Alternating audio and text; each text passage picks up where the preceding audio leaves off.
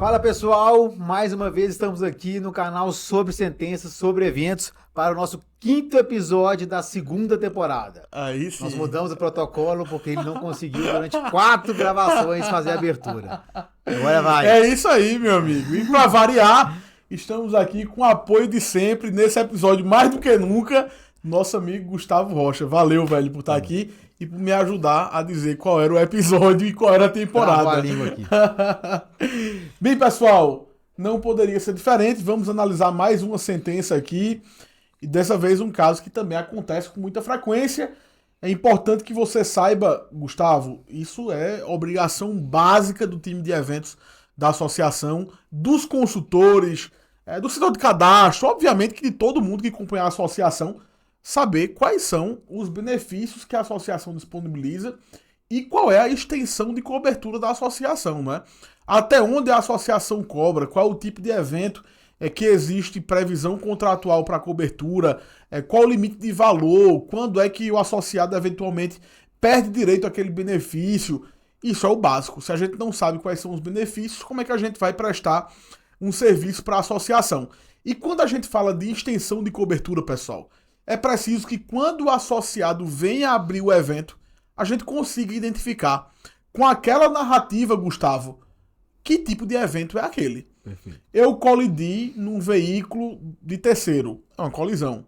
Vieram pegar o meu carro que estava estacionado enquanto eu estava em casa. Não houve violência, não houve ameaça, então aquilo é um furto e não um roubo. Qual a diferença de roubo para furto? No furto existe o simples e o qualificado. Qual a diferença entre ambos? E se, por exemplo, me fizeram enganar com relação ao meu veículo e eu coloquei na OLX para vender o veículo, alguém veio fingindo que estava comprando, pegou o veículo para fazer um test drive, levou embora. Isso é um roubo? É um furto? Qual tipo de evento é esse? É preciso também que a gente saiba identificar minimamente que tipo de evento é esse, mesmo que a gente não seja advogado. Essa é uma obrigação básica de quem opera ou com associação de proteção veicular ou com seguro de modo geral. Nesse caso específico, na sentença que vamos analisar hoje, a gente trata, na verdade, de um evento de estelionato e que não pode, em nenhuma hipótese, ser confundido com roubo ou furto. Essa foi uma ação ajuizada ainda em 2024. Já já eu vou poder dizer a vocês qual mês ocorreu esse evento de que a gente trata aqui, mas é uma ação ainda de 2024 que já houve sentença. Então, esse processo tramitou de forma bem célere, né, Gustavo? Você quer apontar já alguns pareceres sobre extensão de cobertura? O que é que você vê no mercado? Legal. Um ponto importante, pessoal, é o seguinte. A gente falando sobre regulamento. Regulamento é a única ferramenta que a organização, a entidade, a associação tem para trabalhar. Não tem mais nada além disso. O associado tem boletim de ocorrência virtual, tem, enfim, inventa versões, documentação digital. A associação só tem o regulamento. Então, esse projeto, ele é baseado em cima de regulamento. Sim. Né? Então, o regulamento que dita as regras. Sim. Então é muito importante, pessoal, que um regulamento ele seja atualizado constantemente, que coloque novas visões, Perfeito. novos entendimentos, Perfeito. como o mercado tem trabalhado. Não é como a concorrência tem trabalhado, Perfeito. é como o mercado tem trabalhado. Ponto número 1, não é obrigação do jurídico atualizar regulamento. Ponto número 2, não é obrigação da entidade atualizar regulamento. Ponto número 3, não é obrigação dos colaboradores atualizar o regulamento. É um dever de todos. Perfeito. O jurídico tem que trazer a visão dele, Sim. a entidade tem que trazer a visão dela, os colaboradores diariamente têm que ter o comprometimento de ver situações que não consegue executar ou poderia ser diferente e anotar isso. Eu falo muito isso nos nossos treinamentos, nas nossas consultorias. É um tema que eu nem gosto tanto, eu gosto muito de falar, mas não, como o conteúdo no treinamento é muito longo, então eu gosto de passar mais rápido, mas sempre trava nesse ponto, né? Trava no sentido assim, o debate é muito longo. Muitas perguntas, entendimento. E eu te pergunto aí, colaborador, qual foi a última vez que você leu o seu regulamento? Sim.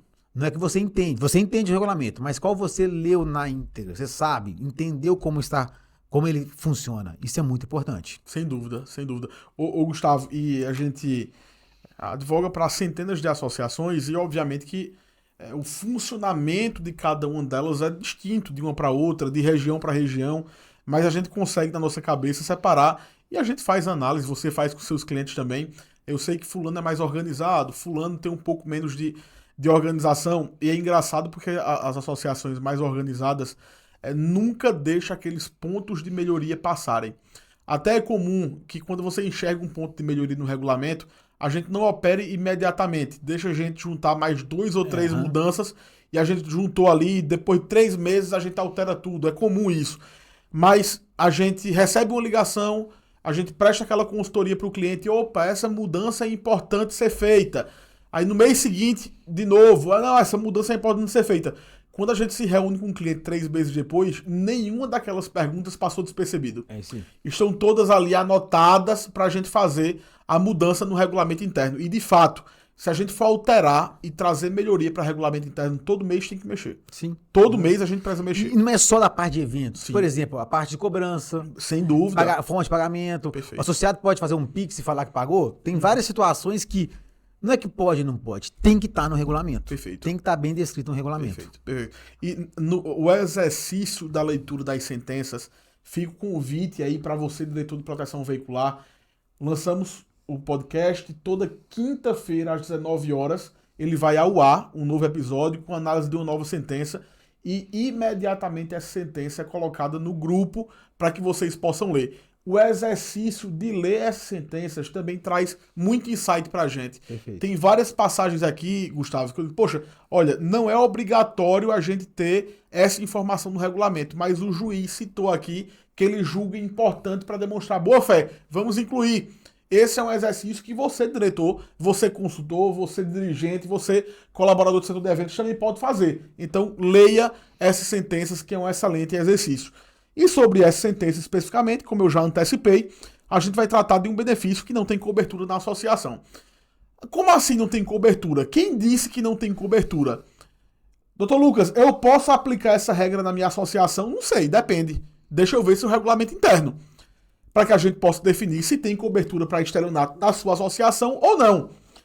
Eu não lembro quem foi que trouxe para mim, viu, Gustavo, mas tem uma associação que está operando que ela focou justamente nesses casos de estelionato, porque o dono da locadora, ele sabe que boa parte dos roubos ou furtos, entre aspas, que ele sofre é através de fraude, é através de estelionato.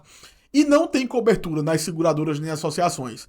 Uma associação criou um produto especificamente para proteger contra o estelionato, dizendo o seguinte, olha, eu te protejo contra roubo e furto, igual a qualquer seguradora ou associação, mas se alguém alugar seu veículo e sumir com um veículo que não teria cobertura, eu vou te dar essa cobertura. No entanto, o que se cobra de mensalidade de um veículo como o seu em outra associação é 150, eu vou te cobrar 200. Mas eu vou te dar a cobertura para o tipo de evento que acontece na tua associação. É possível fazer isso? Deixa eu contextualizar isso, pessoal. É o seguinte, você que pega frotas de Uber, isso rapidamente falando, tem 3 tipos de motoristas de Uber. O Dr. Lucas Costa, que ele não é Uber, ele está como Uber, porque tem algum problema na vida dele, ele está dirigindo o carro. Ele tem carro, ele tem nome. Tem o Dr. Lucas Costa, ele não tem carro, mas ele tem nome, então ele pega numa locadora. Mas tem o Dr. Lucas Costa, que ele não tem carro, não tem nome, e ele precisa o quê? Ele precisa pegar um carro de alguém que aluga. Esse alguém adianta 3 mensalidades como calção, porque esse cara não tem nem cartão para passar. Esse motorista que não tem nome não está nem aí pro carro. O dono do carro que colocou numa associação não está nem aí pro carro porque ele já recebeu 3 mensalidades, 90 dias, então prazo de pagamento ele já está ali, não tem problema ficar sem um carro. Só que essa turma, geralmente, vários casos, eles entram em desacordo comercial. Ah, porque não pagou a diária, Sim. porque não deu manutenção, Sim. meu carro estragou e não Sim. posso rodar. E aí eles entram no quê? Apropriação indébita. E às vezes vai até a parte de estelionato. O dono do carro, ele vai entrar na associação pedindo furto ou roubo desse veículo. Cabe à associação, antes de mais nada, ter formatado isso no regulamento, coibindo esse tipo de ação, claro, e o departamento de eventos ter expertise de puxar a informação, Sim, porque puxando a informação, nós vamos materializar a versão e aí sim conseguir provar, né, conseguir indicação para um estelionato, apropriação indébita, e não um furto Perfeito. normal. Perfeito. Então, Olha lá, nós estamos falando de uma aceitação de veículo, num tipo de veículo, Sim. do regulamento, do departamento de eventos, da parte jurídica. É toda uma engrenagem que a gente vem falando. Perfeito. E tem mais, viu, Gustavo? Esse dono dessa locadora, com certeza, ele sabe a diferença de cobertura de roubo e furto para apropriação indébita. Ele sabe se tem cobertura ou não. Então, o cara que já vai chegar com a informação montada. É preciso que a gente saiba que não é uma pessoa física comum. Ele é, inclusive, uma PJ. Então, se você não tiver uma expertise e um processo bem montado, você não vai detectar a irregularidade desse caso prático. É preciso atenção com relação a isso. Mas, pessoal, é o seguinte. Vamos trazer aqui, eu vou até ler uma parte aqui que eu reputo importante, mas depois, Gustavo, a gente vai voltar para o seguinte. No mercado, a gente já colocou aqui que é possível cobrir estelionato se a associação bem quiser, a apropriação indébita se ela bem quiser, mas a média do mercado não cobre apropriação indébita, estelionato e não cobre outros tipos de eventos também. Quais são eles? A gente vai colocar um pouco mais no final. Acompanhe e assiste até o fim, que a gente vai falar sobre esses outros casos, que é importante você ter atenção. Sobre esse caso em si, o juiz, ele coloca o seguinte: tem-se que há no contrato a hipótese específica de não reparação ou ressarcimento de dano causado ao veículo quando decorrente de estelionato, na linha N do artigo 66 do regulamento interno. Então, isso é um ponto importante. O que é que o juiz diz aqui? Não é que tinha um artigo falando da cobertura e nesse artigo falando de cobertura não tinha estelionato. É mais do que isso. Tinha um artigo falando da não cobertura. E nesse artigo que falava da não cobertura, ele citava o estelionato. Ou seja, mais transparente do que isso, impossível. Aqui está claro que a associação não quer agir de má fé com o associado e induzir o associado a erro. Em tese, se você só coloca o artigo de cobertura e diz tem cobertura para roubo, furto e colisão, exclui o estelionato.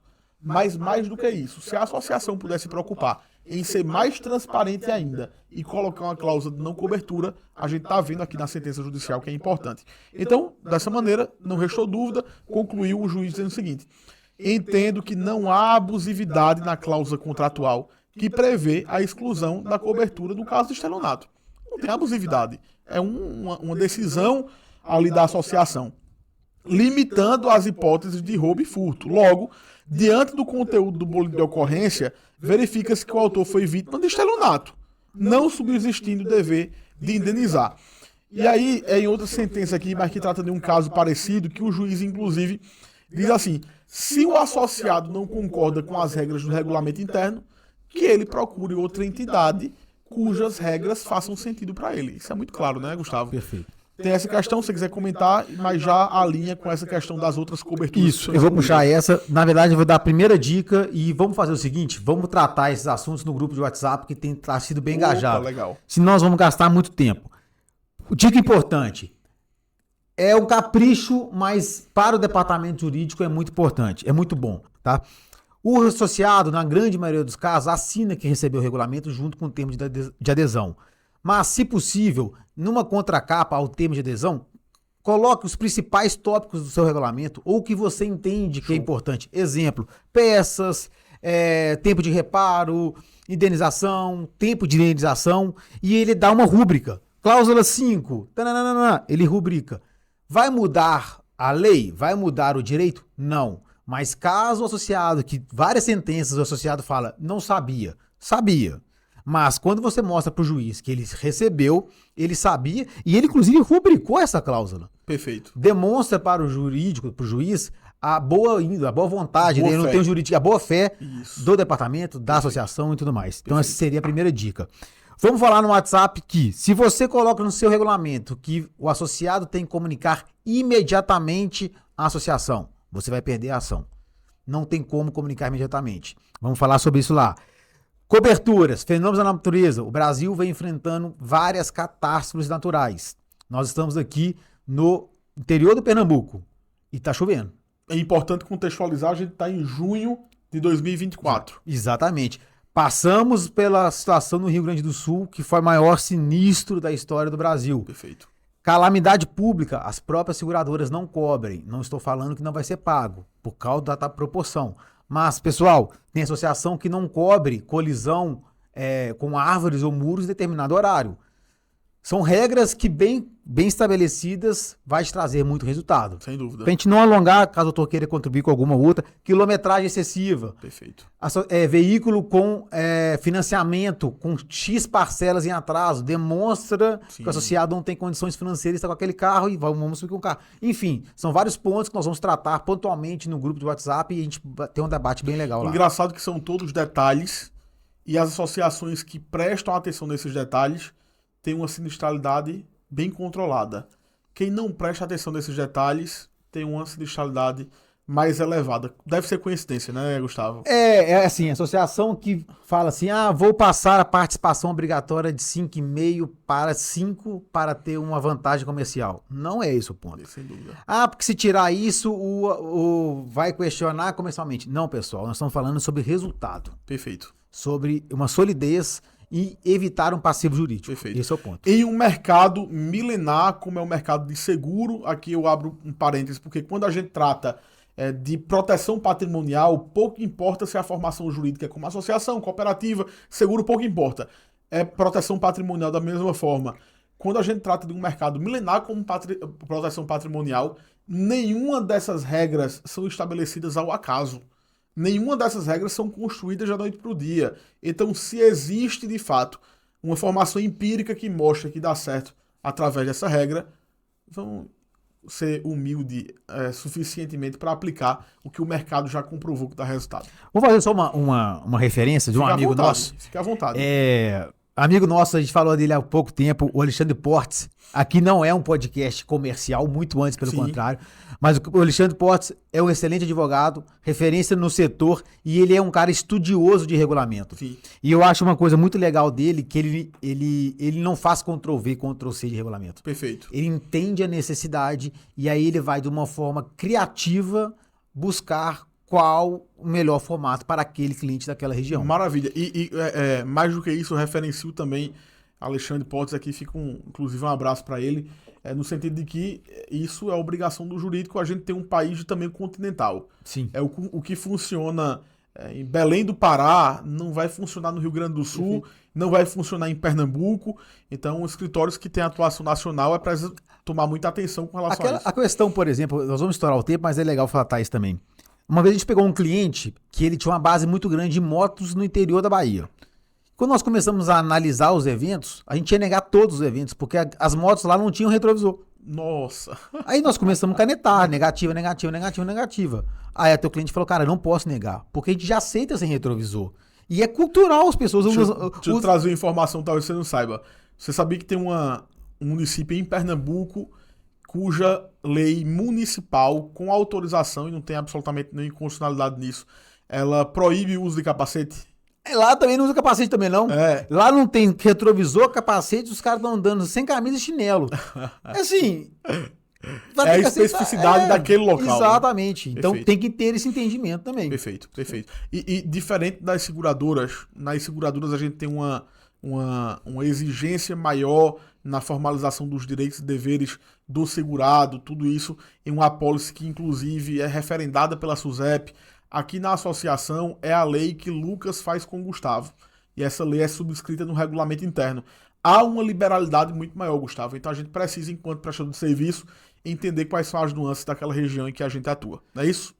30 segundos. Se a seguradora faz de uma forma, entende por quê. Não inventa a roda, não, porque os caras já levaram muito ferro para fazer dessa forma. Perfeito. Eu foco muito em seguradora, que é isso. Os caras, milenar, tem muita tecnologia, muita informação, entenderam esse formato. Perfeito. É lógico, instituição maior, financeiro, enfim. Mas não inventa a roda, não. Aprende com os caras. Desse jeito. Chefe, até a próxima. Semana que vem, 7 horas. 19 horas, como sempre. Vai ser roxa, gente.